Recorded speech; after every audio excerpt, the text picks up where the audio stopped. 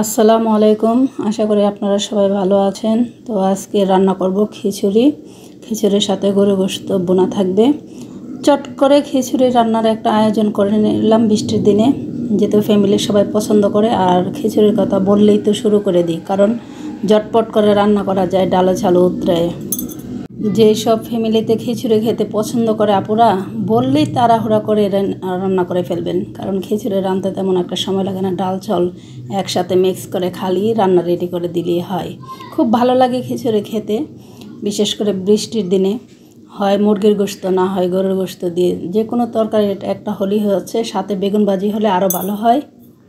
ডালা খিচুড়ি বলেন বা বোনা খিচুড়ি বলেন, যে কোনো খিচুড়ি আসলে খেতে ভালো লাগে আর ঝটপট রান্না করা যায়। এই জন্য আরও রান্না করতে একটা ইন্টারেস্ট জাগে। বলা মাত্রই শুরু করে দিলাম। সাধারণত গরু গোশত দিয়ে একটা খিচুড়ির আয়োজন করলাম।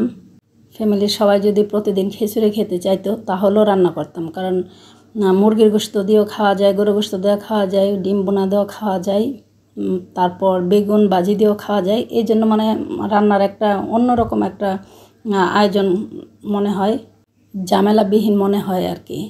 এই জন্য বলে দিলাম, সব আপুরাই যখন খিচুড়ির কথা বলবো পট করে রান্না করতে বসে যাবেন।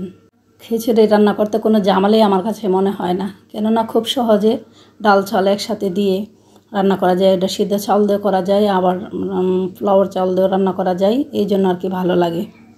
বিশেষ করে বৃষ্টির দিনে এই অল্প আয়োজনটা আমার কাছে খুবই ভালো লাগে এবং সহজ মনে হয়। তার জন্য বলা মাত্রই রান্না শুরু করে দিলাম।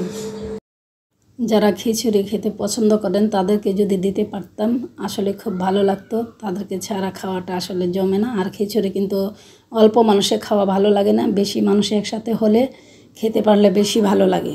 ক্যামেরার ওপার থেকে যারা দেখতে পারতেছেন যে আমার খিচুড়িটা রান্নার সাথে যারা আছেন বা থাকবেন, সবাইকে আমন্ত্রিত। আমার এই ঘরোয়া পরিবেশের রান্নাগুলো যারা ওপার থেকে দেখেন তাদেরকে সকলকে আন্তরিক মোবারকবাদ। আমার এই রান্নার ভিডিওর সাথে যারা এতক্ষণ ছিলেন তাদেরকে আবারও ধন্যবাদ। পাশে থাকবেন, দোয়া করবেন, আপনারাও সুস্থ থাকুন, ভালো থাকুন এই কামনা করছি। আবারও নেক্সট ভিডিও নিয়ে হাজির হব। আল্লাহ হাফেজ।